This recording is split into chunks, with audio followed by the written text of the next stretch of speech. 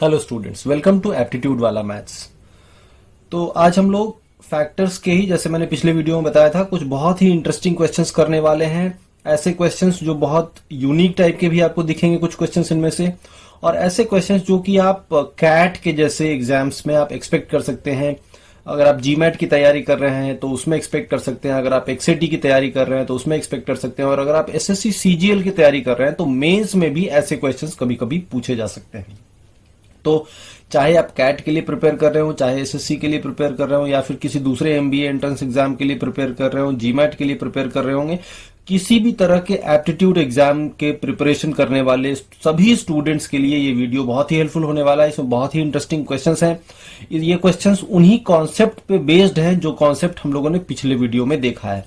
तो अगर आपने उस वीडियो को नहीं देखा है तो सबसे पहले आप उस वीडियो को जरूर देखिए, और उसके बाद आप इस वीडियो को देखेंगे, इस वीडियो लेसन को देखेंगे तो आपको बहुत अच्छे से समझ में आएगा। तो आज हम लोग कुछ चुनिंदा क्वेश्चंस डिस्कस करने वाले हैं फैक्टर्स के। बहुत ही अच्छे नो क्वालिटी के क्वेश्चंस हम लोग डिस्कस करेंगे, ठीक है। ऑल राइट, सो स्टार्ट करते हैं। पहला कहता है a composite number has 192 factors, find maximum possible ways of writing the number as product of two coprimes. Now हम लोगों ने आपको बताया था कि किसी भी नंबर को दो कोप्राइम, अगर ए और बी कोप्राइम हो तो दो कोप्राइम के प्रोडक्ट में लिखने का जो तरीका होता है वो होता है 2 raise to the power number of prime factors of number of prime factors -1। याद कीजिए पिछला लेसन, ये एक फॉर्मूला हम लोगों ने देखा था। इसका एक एग्जाम्पल भी आप ले सकते हैं। जैसे मान लीजिए कि एक नंबर हम ले लें 60, तो 60 को अगर हम फैक्टराइज करें तो यह आएगा 2 स्क्वायर इंटू 3 इंटू 5। तो हम देख रहे हैं कि 60 के 3 प्राइम फैक्टर हैं, क्या क्या, 2, 3 और 5। तो 60 को अगर हमको दो को प्राइम के टर्म्स में लिखना होगा तो इसका नंबर ऑफ वेज होगा 2 raise to the power 3 prime factor है तो 3 - 1 यानी 2 स्क्वायर यानी कि 4। तो 60 को अगर दो को प्राइम के टर्म्स में लिखना होगा तो हमारा कितने तरीके से लिख सकते हैं, 4 तरीके से। को प्राइम क्या होता है, दो ऐसा नंबर जिनमें कुछ भी कॉमन नहीं हो, यानी जिनका HCF 1 आए। अब आप इसका एग्जांपल भी लेके देख सकते हैं। 60 को अगर लिखना होगा तो हम क्या लिखेंगे, 1 इंटू 60। 1 और 60 को प्राइम है, दोनों में कुछ भी कॉमन नहीं है। फिर आप एक और क्या लिख सकते हैं, 4 इंटू 15। 4 और 15 में भी कुछ कॉमन नहीं है। एक और तरीका क्या हो सकता है, 5 इंटू 12। 12 5 60, 5 12 में भी कुछ कॉमन नहीं है। इसी तरीके से एक और तरीका हो सकता है 3 इंटू 20। 3 और 20 में भी कुछ कॉमन नहीं है। तो यही कुछ तरीके हैं जिससे कि हम लोग 60 को दो ऐसे प्रोडक्ट में लिख सकते हैं जहां दोनों क्या है, कोप्राइम है। फॉर्मूले से भी 4 आया, मैनुअली भी सर्च करेंगे तो 4 ही आंसर आएगा। तो ये एक कॉन्सेप्ट था जो हम लोगों ने पिछले क्लास में देखा था, इसके पीछे का लॉजिक भी समझा था। तो लॉजिक अगर आपको बहुत डिटेल में समझना होगा तो आप पिछला वीडियो पहले देख लीजिए, उसके बाद आप इस क्वेश्चन को देखिएगा। ओके, एक और चीज मैं बता दूं कि किसी भी क्वेश्चन को करने से पहले जब मैं क्वेश्चन देता हूं, उसका सोल्यूशन बताता हूं, तो सोल्यूशन देखने से पहले आप एक बार जरूर पॉज बटन दबाएं वीडियो का, पॉज करें वीडियो को, और एक बार खुद से क्वेश्चंस को सॉल्व करने की कोशिश करें। खुद से सॉल्व करने के बाद आप वीडियो को देखें और देखें कि आपका आंसर सही आया है कि नहीं आया है, या नहीं आया है तो कहां पे अटक रहे थे। तो उससे आप ज्यादा इस लेसन से सीख पाएंगे। अगर आप सिर्फ डायरेक्टली वीडियो देखेंगे तो बहुत ज्यादा फायदा नहीं होगा, बिकॉज आपने खुद से नहीं सोचा। हो सकता है कि आप खुद से सोचे तो किसी दूसरे तरीके से भी आंसर आ जाए, फिर आप देखेंगे कि यहाँ पे कौन सा तरीका डिस्कस किया जा रहा है, फिर आपकी लर्निंग बढ़ेगी। आपको ये भी समझ में आएगा कि मुझे कॉन्सेप्ट तो पता था, लेकिन इस कॉन्सेप्ट पे बेस्ड इस क्वेश्चन को सॉल्व करने में मुझे परेशानी हुई, यानी कि प्रैक्टिस की कमी है।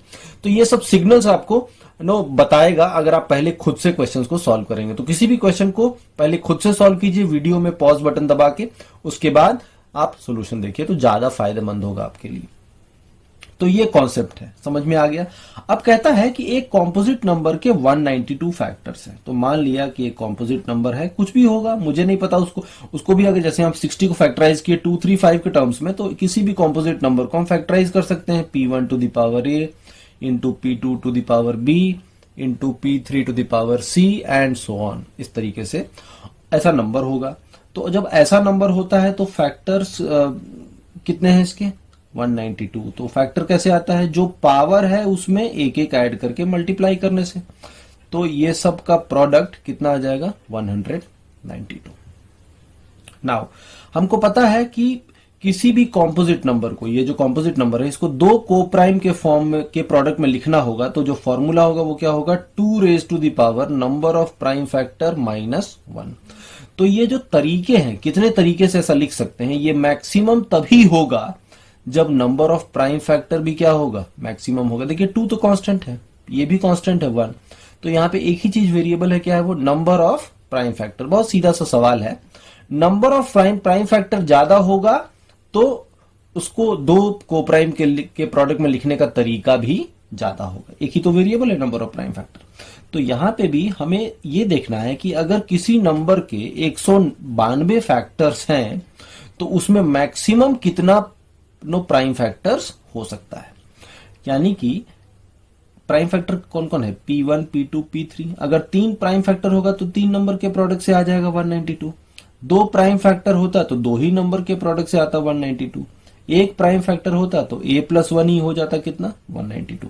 यानी 192 को हम जितने अधिक से अधिक प्रोडक्ट नंबर्स के प्रोडक्ट में लिखें उतना ही हमारे नंबर का प्राइम फैक्टर हो सकता है। सो 192 को अगर हम लिखना चाहें ऐसे तो हम क्या लिख सकते हैं, 2 × 2 × 2 8 × 2 16 × 2 32 × 2 64 एंड 64 × 3 होता है 192। आप इसको फैक्टराइज करके चेक कीजिएगा, फैक्टराइज करना तो आप जानते ही हैं, 2 से करिएगा इसको फैक्टराइज, तो 2 9 जा 18 और 2 6 जा 12, फिर 2 से कीजिएगा 48, फिर 2 से कीजिएगा 24, फिर 2 से करेंगे 12, फिर 2 से करेंगे 6, फिर 2 से करेंगे तो 3, तो 2 × 2 × 2 × 2 × 2 × 2 6 टाइम्स × 3, तो यही कर दिया।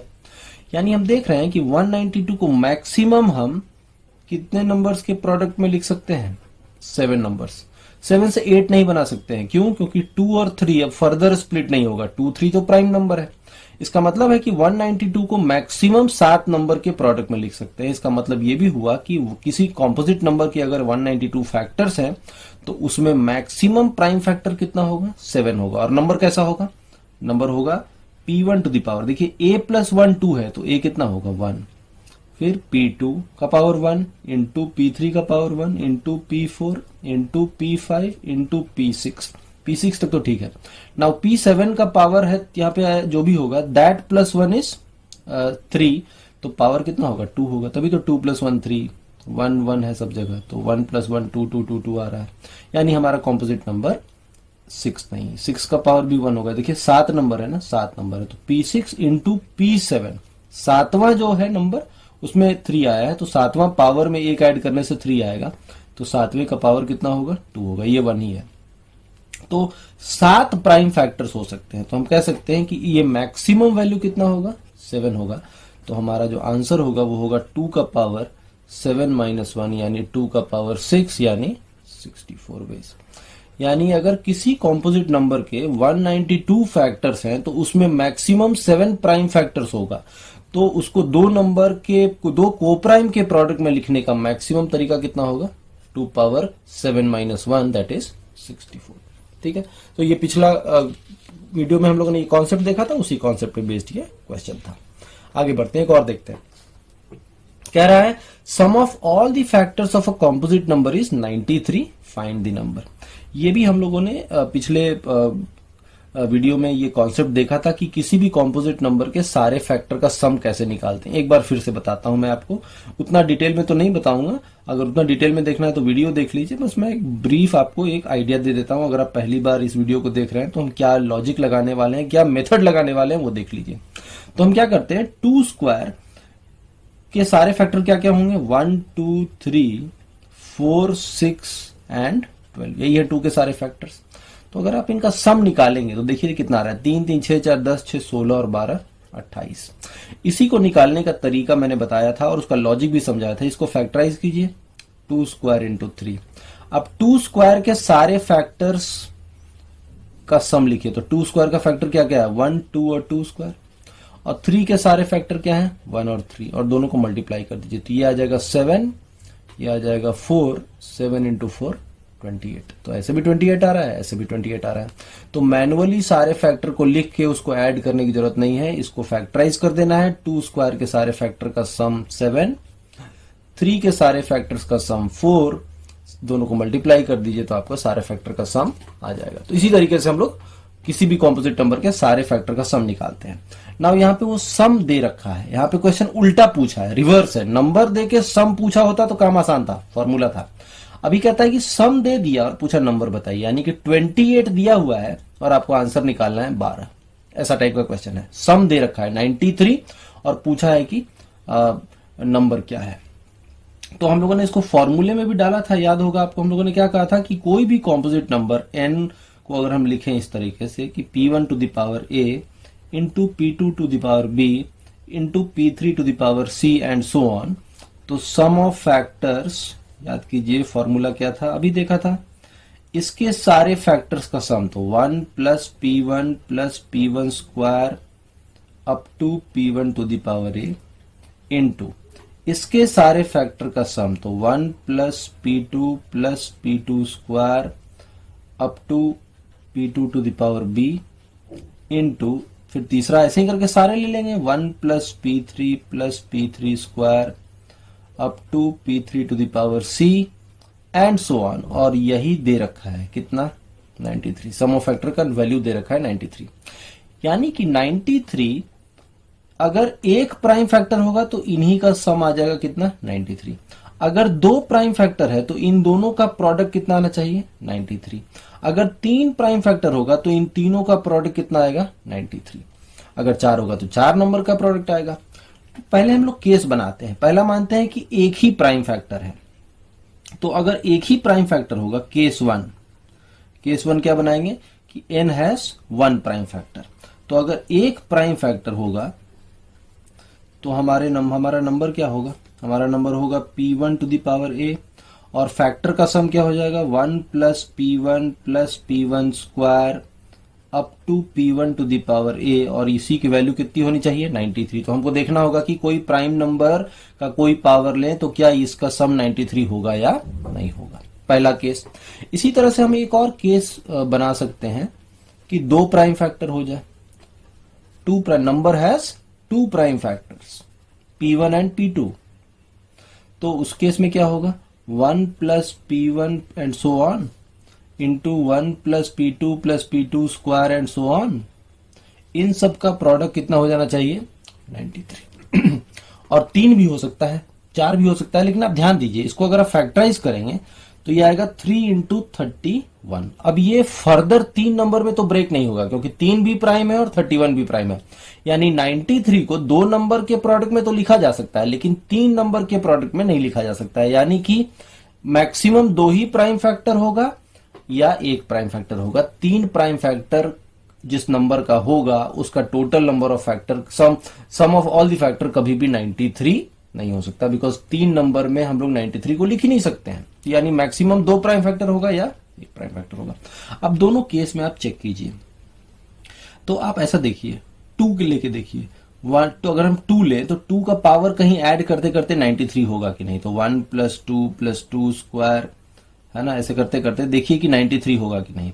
तो आप देखेंगे 2 स्क्वायर तक करेंगे तो ये आएगा 7, फिर 2 क्यूब तक करेंगे तो ये आएगा 15, 2 पावर 4 तक करेंगे तो आएगा 31, 2 पावर 5 करेंगे तो आएगा 63, 2 पावर 6 करेंगे तो आएगा, तो यहां तक आएगा 63, यहां तक आएगा 127। तो ये 63 भी नहीं है, 127 में ये नहीं है, इसका मतलब ये 2 में तो नहीं होगा। इसी तरह 3 में देखिए, 1 plus 3 square plus 3 cube plus 3 power 4, देखिए 1 3 4 4 9 13 और 27, तो यहां तक तो 40 हो गया, तो 40 प्लस 81 है, तो 40 81 121, तो 93 नहीं हो पाएगा। यानी 3 का भी कुछ पावर लेते चले तो भी 93 नहीं होगा। प्राइम नंबर लेना है p1, तो p1 देख रहे हैं और कहीं तक जाएंगे, 1 p1 square up to p1 to the power है, तो हम देख रहे हैं कि कितना भी बढ़ाते जाए, एक बार 63 एक बार 127, 93 नहीं हुआ। इसी तरह यहाँ पे भी देख रहे हैं तो एक बार 40 और एक बार हो गया फिर 120 समथिंग, तो यहाँ पे भी नहीं हुआ। 5 में देखिए 1 5 फिर 5 स्क्वायर यानी 25, तो यहां तक तो 31 हो गया, और उसके बाद सीधा 5 क्यू तो ज्यादा हो जाएगा। सेम ऐसे ही 1 प्लस 7 स्क्वायर प्लस 7 क्यूब, तो यहां तक तो कम है और उसके बाद बहुत ज्यादा हो जा रहा है, तो इसमें आपको कहीं नहीं मिलेगा। 1 प्लस 11 स्क्वायर, तो कितना भी प्राइम नंबर लेते जाए कहीं भी आपको यहां नहीं मिलेगा। यानी कि एक प्राइम फैक्टर अगर लेंगे तो उसके कितने भी पावर का सम लें तो कभी भी 93 नहीं होगा। तो कुछ ट्रायल लेने से आपको समझ में आ गया। अब इससे आगे ट्रायल लेने की जरूरत नहीं है, 13 में तो और ज्यादा हो जाएगा, 13 स्क्वायर, तो यहां पे हमें नहीं मिलेगा। तो ये तो क्लियर है कि छट गया। अब यहां पे देखिए 3 है और 31 है। नाउ 3 को ध्यान दीजिए कि क्या कर सकते हैं। 3 तो एक ही तरीके से होगा 1 प्लस 2, यानी कि 2 पावर 1 होगा तो उसके सारे फैक्टर होंगे 1 और 2, तो 1 और 2 लेंगे तो ये आ जाएगा। तो ये तो समझ में आ रहा है। नाउ 31 दो तरीके से हो सकता है, ध्यान दीजिएगा। 31 दो तरीके से कैसे होगा, एक अभी देखा था, हम कह सकते हैं कि ऐसे ही ट्रायल लेंगे। तो देखिए अगर आप यहां तक ऐड करेंगे, यहां तक, तो देखिए 16 और 8 24, 24 4 28, 28 2 30 और 31। तो यहां कह सकते हैं कि 1 plus 2 square plus 2 cube plus 2 power 4 होगा तो भी होगा।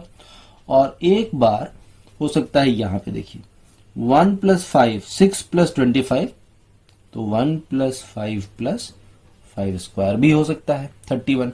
तो ये भी 31, ये भी 31, ये 3 और ये 3, तो 3 इंटू 31 ऐसे भी हो सकता है, ऐसे भी हो सकता है। लेकिन ये वाला केस नहीं ले पाएंगे, क्यों?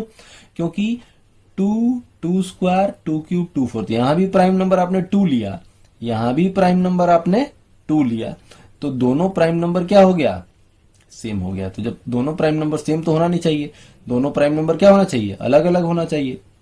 ऐसा तो नहीं ना, P1 P2 ये सब क्या है, अलग अलग प्राइम फैक्टर है। तो यहां पे ये वाला केस पॉसिबल नहीं है, बिकॉज दोनों प्राइम नंबर क्या है, P1 P2 सेम हो गया। तो सेम तो होता नहीं है, फैक्टराइज करते हैं तो सब अलग अलग प्राइम नंबर के टर्म्स में लिखते हैं। तो ये वाला केस सही नहीं है, यही वाला केस सही है। तो 1 प्लस 2, तो ये किस प्राइम नंबर का पावर का फैक्टर है, 2 का फैक्टर 1 और 2 आएगा। और ये किसका है, 5 स्क्वायर का। 5 स्क्वायर का फैक्टर क्या होगा, 1 5 और 5 स्क्वायर। तो 25 इंटू 2, ये कितना हो गया, 50। यानी कि हमारा जो नंबर है वो क्या है, 50 है। देखिए 50 का फैक्टराइज किया तो ऐसा आ गया। अब इसके सारे फैक्टर का सम होगा 1 प्लस 2, इसके सारे फैक्टर का सम होगा 1 प्लस 5 स्क्वायर। तो ये आ गया 31 इंटू 3, सम ऑफ फैक्टर कितना हो जाएगा, 93 दिया हुआ था। तो अगर नंबर दे रखा है और सम पूछा है तब तो काम आसान है, लेकिन सम दे देगा और नंबर पूछेगा तो थोड़ा आपको केस बना के चलना पड़ेगा। अलग अलग केसेस बनाएंगे तभी आपका आंसर आएगा। आई होप समझ में आया होगा। नहीं आया होगा तो एक बार वीडियो को दोबारा से रिवाइंड करके देखिएगा। मैंने जितना आपको समझाना था मैंने समझा दिया है, इससे आपको समझ में आ जाएगा। नहीं समझ में आएगा इसका मतलब पिछला कॉन्सेप्ट आपको एक बार फिर से देखना पड़ेगा, फिर से इसको एक बार करिएगा, डेफिनेटली समझ में आएगा। बस ये ध्यान देना था कि दो प्राइम फैक्टर होता नंबर में तो दो नंबर के प्रोडक्ट में आता, 3 होता है तो 3 में आता। तो हम देख सकते हैं कि 93 या 3 इंटू 31 दो ही तरीके से लिखा जा सकता है। 93 मतलब एक ही प्राइम फैक्टर के सारे फैक्टर का सम होगा, और अगर 2 है यानी कि 2 अलग अलग प्राइम नंबर आएगा। तो यहाँ 2 तो हुआ नहीं तो ये छट गया, ये वाला सही हो गया। सो एक ही आंसर आ रहा है, दैट इज 50। ठीक है, आई होप समझ में आ गया होगा। अगला वीडियो देखते हैं, क्वेश्चन देखते हैं। 2 और क्वेश्चंस है। पहला कहता है find all 2 digit numbers whose sum of all the factors is equal to twice the number। Okay, now ये क्वेश्चन थोड़ा ऐसा है जिसमें अगर आपको पहले से नहीं पता है तो ये बहुत मुश्किल बन जाता है। देखिए क्या है, क्या कह रहा है, पहले मैं क्वेश्चन समझा देता हूं। कहता है फाइंड ऑल 2 डिजिट नंबर, हमें 2 डिजिट का नंबर चाहिए। कैसे 2 डिजिट नंबर, जिसके सारे फैक्टर का सम उससे डबल हो जाए। जैसे एक एग्जांपल लेता हूं, 6 नंबर है, 6 के फैक्टर क्या क्या होंगे, 1 2 3 और 6। एक बार इसको ऐड कीजिए, 3 6 और 6 कितना हो गया, 12। यानी कि 6 के सारे फैक्टर्स का सम 6 का क्या है, डबल है ना, 6 का डबल है ये। तो ऐसे नंबर्स पूछ रहा है। तो 6 तो सिंगल डिजिट नंबर था, लेकिन हमें ऐसा कौन सा चाहिए, 2 डिजिट नंबर। ऐसे सारे 2 डिजिट नंबर पता करें जिसके सारे फैक्टर का सम उस नंबर का डबल हो जाए। तो 6 एक ऐसा नंबर है जिसके सारे फैक्टर का सम उस नंबर के डबल के बराबर है, 6 के डबल है। लेकिन इस तरह से मैनुअली अगर हम ढूंढे 8 10 11 12 13 करते चलें तो बहुत समय लगेगा। तो देखिए होता क्या है, ऐसे नंबर्स को हम कहते हैं परफेक्ट नंबर्स। ध्यान रखिएगा, इस तरह के नंबर को कहा जाता है परफेक्ट नंबर। तो ये कॉन्सेप्ट की तरह समझिएगा, ये कॉन्सेप्ट क्वेश्चन है, इसको आप ध्यान में रखिएगा, अपने नोट में लिख लीजिएगा बना के। परफेक्ट नंबर्स वो होता है जिसके सारे नंबर फैक्टर्स का सम उस नंबर का डबल होता है। सो हम कह सकते हैं numbers whose sum of factors is twice the number. तो ऐसा नंबर जिसके सारे फैक्टर का सम नंबर का डबल हो उसे हम कहते हैं परफेक्ट नंबर। और इसका एक जनरल फॉर्म होता है, बस ये जनरल फॉर्म ही आपको ध्यान रखना है, इसी से ऐसे क्वेश्चंस आप कर पाएंगे। देखिए जनरल फॉर्म होता है 2 to the power p minus 1 into 2 to the power p minus 1, जहां पे p क्या है, प्राइम नंबर। बस यही आपको ध्यान में रखना था। अब जैसे देखिए प्राइम नंबर क्या होता है, प्राइम नंबर होता है 2 लेंगे तो क्या आएगा 2 power 2 minus 1, तो ये हो जाएगा 2 का पावर 1 इंटू 2 का पावर p यानी 2 स्क्वायर माइनस 1। p का वैल्यू 2 डाल दीजिए, पहला प्राइम नंबर 2 है तो ये कितना हो गया 2 इंटू 4 माइनस 1 3 6, तो ये 6 था, तो पहला ये आ गया। अगर हम p इज इक्वल टू 3 डालें तो ये हो जाएगा 2 power 2 3 minus 1 2 into 2 cube minus 1, तो ये 4 और 8 माइनस 1 7, 4 इंटू 7 कितना हो गया 28। अगला प्राइम नंबर 5 है तो 5 लेंगे तो हो जाएगा 2 का पावर 5 माइनस 1 यानी 4 इंटू 2 का पावर 5 माइनस 1, तो ये तो 16 इंटू 31। नाउ ये 2 डिजिट नंबर तो रहा नहीं, ये तो 3 डिजिट नंबर हो गया, और ये सिंगल डिजिट नंबर हो गया, यानी कि 2 डिजिट नंबर कौन सा है 28 है। तो फाइंड ऑल 2 डिजिट नंबर्स, तो एक ही ऐसा 2 डिजिट नंबर होगा, और तो आंसर क्या हो जाएगा हमारा 28।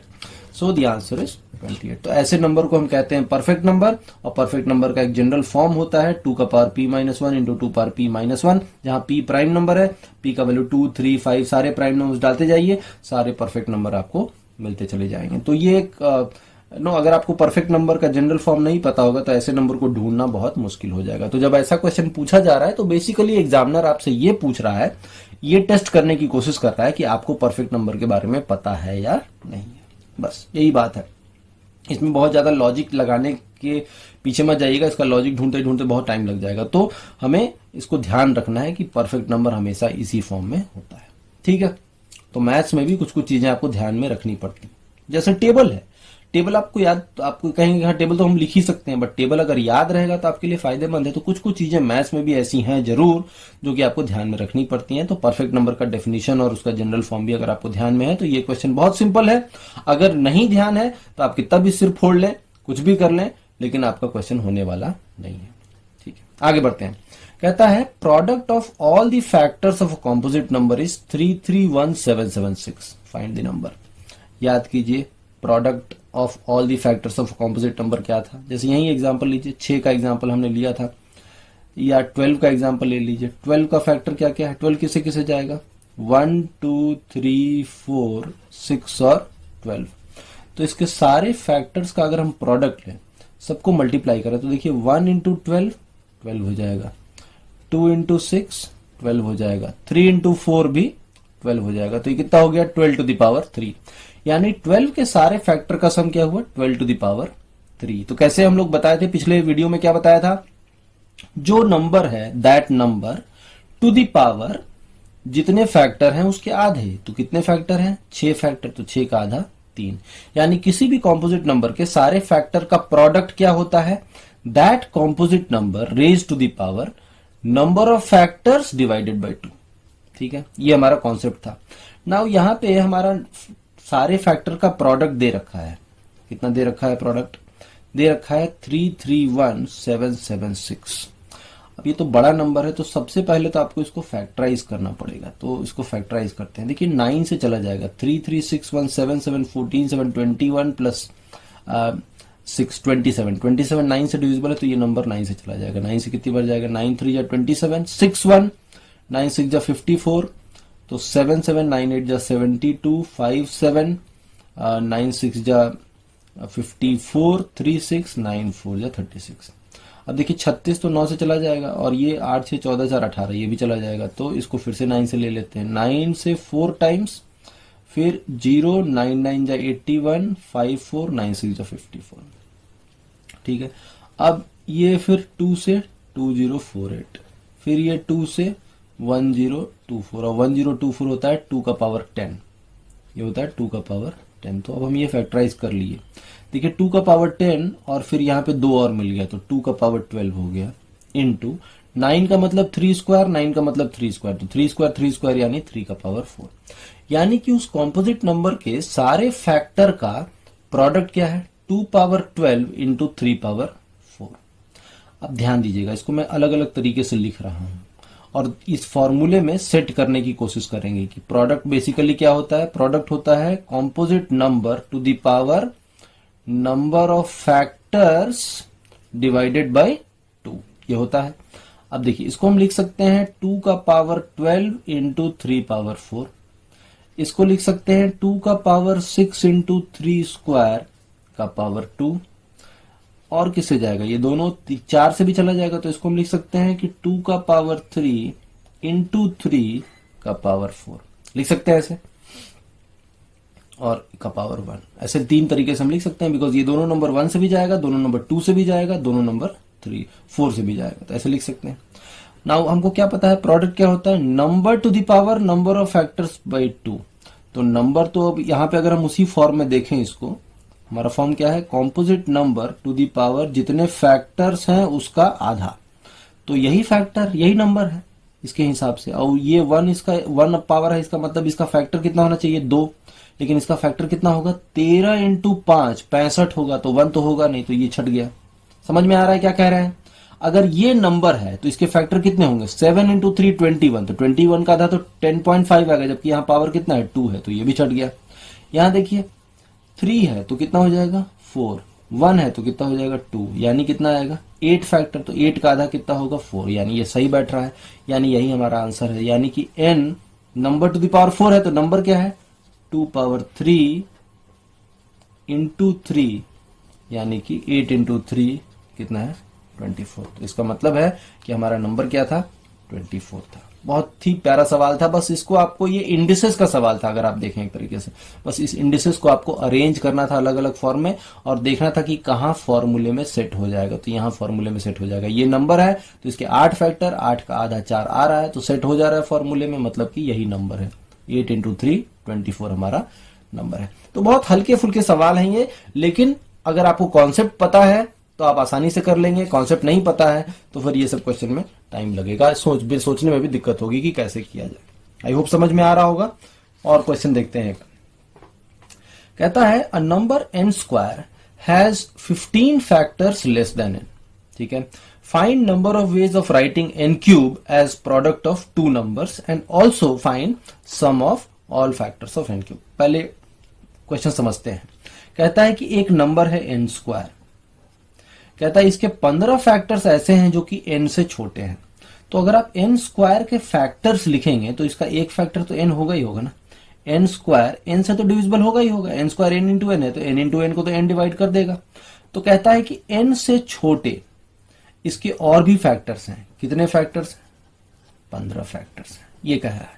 ये एक बहुत ही इंपॉर्टेंट इंफॉर्मेशन दे दिया क्वेश्चन में। अगर आपको ये लॉजिक समझ में आ गया यहीं पे तो क्वेश्चन यहीं खत्म हो गया, इसमें कुछ बचा नहीं।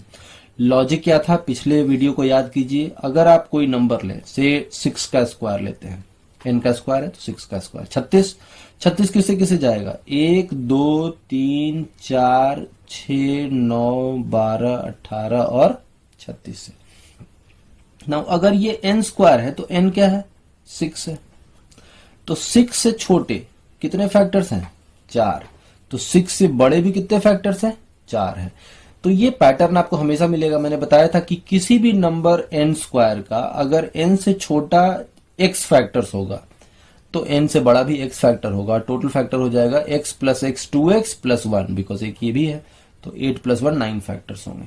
तो यहां पे भी हम कह सकते हैं कि n स्क्वायर का n से छोटा 15 है तो n से बड़ा भी कितना होगा 15 फैक्टर होगा। तो टोटल फैक्टर्स कितने हो जाएंगे 15 15 30 और 1 31, यानी हम कह सकते हैं कि n स्क्वायर हैज 31 फैक्टर्स। ठीक है, n स्क्वायर क्या है 31 फैक्टर है।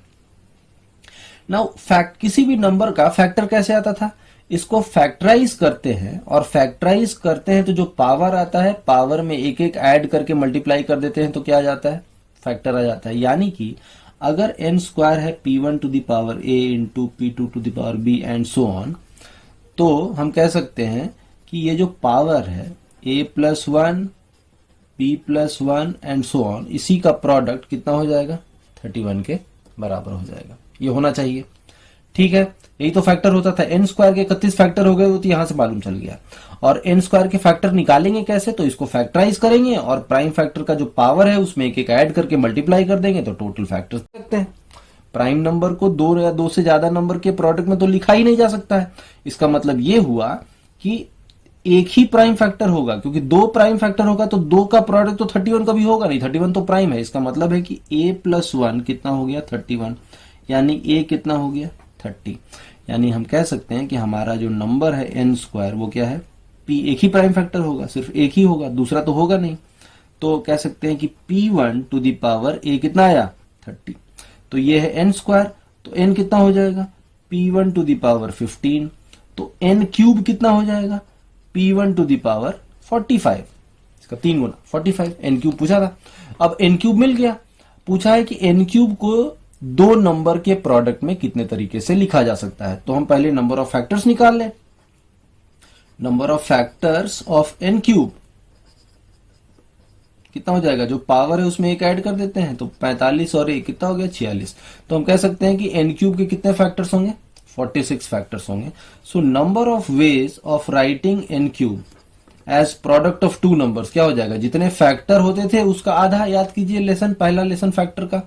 तो हम कह सकते हैं कि अगर हमको n क्यूब को लिखना हो दो नंबर के प्रोडक्ट में, तो आंसर कितना होगा, जितने फैक्टर होंगे उसका आधा, यानी कि 23। तो पहले पार्ट का तो आंसर आ गया 23 वेज। दूसरा क्या कहता है, find sum of all the factors of n cube. n cube के सारे फैक्टर का सम बताइए।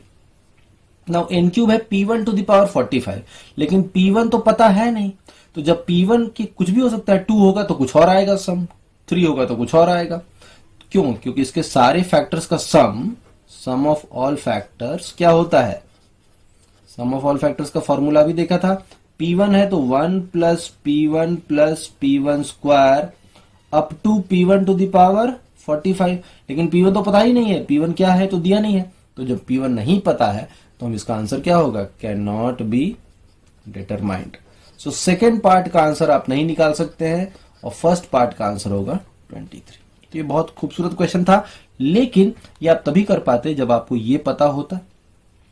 दूसरा, यहां से ये क्लू लेना कि जब 31 है तो इसको तो दो नंबर के प्रोडक्ट में लिख नहीं सकते, इसका मतलब है कि एक ही प्राइम फैक्टर होगा, ठीक है। तो यहां से हमें एक और इंपॉर्टेंट लेसन है, इसको भी आप लिख सकते हैं। हम कह सकते हैं कि if a composite number has prime number of factors, ठीक है, prime number of factors, then it will have only one prime factor. ये एक बहुत इंपॉर्टेंट इन्फरेंस है जो हम इस क्वेश्चन से ड्रॉ कर सकते हैं, एक निष्कर्ष जो हम निकाल सकते हैं यहां से कि किसी भी कॉम्पोजिट नंबर का अगर प्राइम नंबर ऑफ फैक्टर है, जैसे मान लीजिए कहा जाए कि एक कॉम्पोजिट नंबर के 7 फैक्टर हैं, एक कॉम्पोजिट नंबर के नंबर ऑफ फैक्टर्स, ठीक है, नंबर ऑफ फैक्टर का 7 हो, 11 हो, 13 हो, 17 हो, तो ये तो प्राइम नंबर है। तो जब भी किसी कॉम्पोजिट नंबर के प्राइम नंबर ऑफ फैक्टर्स होंगे तो इसका एक ही प्राइम फैक्टर होगा, p1 to the power a something होगा, एक ही प्राइम फैक्टर होगा, इसके दो नहीं होंगे, ठीक है। तो यही हमारा लेसन था। तो 31 था नंबर ऑफ प्राइम फैक्टर, इसका मतलब है 31 प्राइम है, इसका मतलब है कि इसका एक ही प्राइम फैक्टर होगा, p1 का पावर a।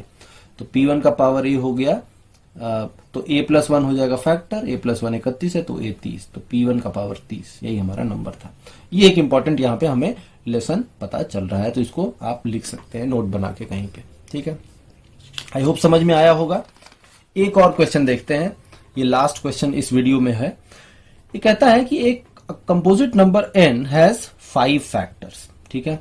एक कंपोजिट नंबर n के कितने फैक्टर हैं, 5 फैक्टर। अभी देखा था पिछला क्वेश्चन, पिछले क्वेश्चन के लॉजिक पे ही बेस्ड है। 5 कैसा नंबर है, प्राइम नंबर है। तो एक कंपोजिट नंबर के नंबर ऑफ फैक्टर्स प्राइम है, इसका मतलब कंपोजिट नंबर के का कितना प्राइम फैक्टर होगा, एक ही प्राइम फैक्टर होगा। तो p1 का पावर a होगा कंपोजिट नंबर। तो हम यहां से कह सकते हैं कि इसके नंबर ऑफ फैक्टर कितने हो जाएंगे, a प्लस 1, और ये दिया हुआ है 5, यानी a कितना हो गया, 4। तो नंबर मिल गया कितना, P1 टू दी पावर 4। तो ये डायरेक्टली पिछले क्वेश्चन पे ही बेस्ड था। नंबर ऑफ फैक्टर्स प्राइम है, इसका मतलब प्राइम फैक्टर एक ही होगा, और P1 का पावर a अगर नंबर है तो नंबर ऑफ फैक्टर होता है a+1, जो पावर उसमें एक एक ऐड कर देते हैं, और वो 5 है तो a आ गया 4, यानी नंबर हो गया P1 का पावर 4। ये हमारा नंबर है। अब कहता है find number of factors of 8n। तो 8n क्या हो जाएगा, 8 इंटू P1 का पावर 4। ठीक है, तो हमको 8 इंटू P1 का पावर 4 का नंबर ऑफ फैक्टर्स निकालना है। ध्यान दीजिए, यहाँ पे थोड़ा केयरफुल रहना है। अगर आप थोड़ा भी इसमें यहाँ पे कैजुअल हुए तो आपको गलती होने के चांसेस हो जाएंगे। देखिए P1 पता नहीं है, तो P1 या तो 2 भी हो सकता है या 2 नहीं भी होगा। तो अगर P1 2 हुआ तो हमारा नंबर हो जाएगा 8 इंटू 2 का पावर 4, और अगर P1 2 नहीं है तो ये कितना रहेगा, 8 इंटू P1 का पावर 4। और इस केस में 2 का पावर 4 है, ये है 2 का पावर 3, तो ये कितना हो जाएगा 2 का पावर 7, और यहां पे हो जाएगा 2 का पावर 3 इंटू P1 का पावर 4। तो दो पॉसिबिलिटी बनेगा, क्योंकि हमको तो P1 के बारे में पता है नहीं, तो P1 2 भी हो सकता है और P1 2 नहीं भी हो सकता है। अब इस केस में नंबर ऑफ फैक्टर्स अगर हम निकालें तो ये हो जाएगा 7 + 1 8, और इस केस में हो जाएगा 3 + 1 4, और 4 है तो 4 + 1 5। नंबर ऑफ फैक्टर 20 भी हो सकता है, नंबर ऑफ फैक्टर 8 भी हो सकता है। तो ये भी पिछले वाले क्वेश्चन पे ही बेस्ड क्वेश्चन है कि नंबर ऑफ फैक्टर्स अगर प्राइम है तो इसका मतलब एक ही प्राइम फैक्टर होगा, और 5 है तो पावर 4 आएगा, 7 होता तो पावर 6 आता, 31 होता तो पावर 30 आता, 29 होता तो पावर 28 आता, एक कम पावर आता है। अब इसमें 8 इंटू n का निकालना था, तो अब P1 2 भी हो सकता था, P1 2 नहीं भी हो सकता था। दोनों केस में नंबर ऑफ फैक्टर्स अलग अलग आएंगे। तो इसी तरह से छोटे छोटे ट्विस्ट रहते हैं क्वेश्चन में। अगर आप इन ट्विस्ट को पकड़ लेंगे तो ये सब क्वेश्चन बहुत आसान लगेगा आपको। क्वेश्चन को सॉल्व करते समय चेहरे पे स्माइल भी आएगी। आप एग्जामिनर के थॉट को पकड़ लेंगे तो आपको समझ में भी आएगा, अच्छा एग्जामिनर ये सोच रहा था। तो आपको थोड़ा खुशी भी आएगा कि चलो हमने एग्जामिनर के सोच को पकड़ लिया। आप थोड़ा खुश भी होंगे भीतर से भी, आपका कॉन्फिडेंस बढ़ेगा किसी भी इस तरह के क्वेश्चन को आगे करने के लिए। ठीक है, तो इस वीडियो के लिए इतना ही। फैक्टर्स पे हम लोगों ने 4 वीडियो डाले हैं पहले। चारों वीडियो आप लोगों से मैं रिक्वेस्ट करूंगा जरूर से देखिए। मेरा एडवाइस है, स्ट्रॉन्ग एडवाइस है, जो स्टूडेंट्स भी किसी भी एप्टीट्यूड एग्जाम के लिए प्रिपेयर कर रहे हो, चाहे वो कैट हो, जीआरई जीमैट हो, एमबीए, कोई भी एमबीए एंट्रेंस एग्जाम हो, या फिर एसएससी के एग्जाम्स हो, बैंक के एग्जाम्स हो, सभी स्टूडेंट्स के लिए ये वीडियोस हेल्पफुल होने वाले हैं। जो या फिर आप आईपी मैट के लिए प्रिपेयर कर रहे हो, जो बीबीए एंट्रेंस एग्जाम होता है आईएम अहमदाबाद का, या आईएम इंदौर और आईएम रोहतक का, सॉरी अहमदाबाद का नहीं होता है, तो उन सभी एग्जाम्स के लिए ये सारे कॉन्सेप्ट्स बहुत ही हेल्पफुल होने वाले हैं। क्योंकि कॉन्सेप्ट सभी एग्जाम में सेम रहता है। क्वेश्चन का लेवल ऑफ डिफिकल्टी ऊपर नीचे हो सकता है, बट कॉन्सेप्चुअली सारे चैप्टर्स अगर सेम है तो कॉन्सेप्ट भी सेम ही होगा। तो ये जो चैनल है हमारा, ये इसी मकसद से बनाया गया है कि किसी भी एप्टीट्यूड एग्जाम के लिए आप प्रिपेयर कर रहे हो, सारे एप्टीट्यूड एग्जाम के लिए ये वीडियोस आपके हेल्पफुल होने वाले हैं। तो अभी के लिए इतना ही। अगले वीडियो में एक नए टॉपिक, नंबर सिस्टम से ही कुछ नया इंटरेस्टिंग टॉपिक लेके आपके सामने फिर से आएंगे। तब तक के लिए thank you all of you, bye bye.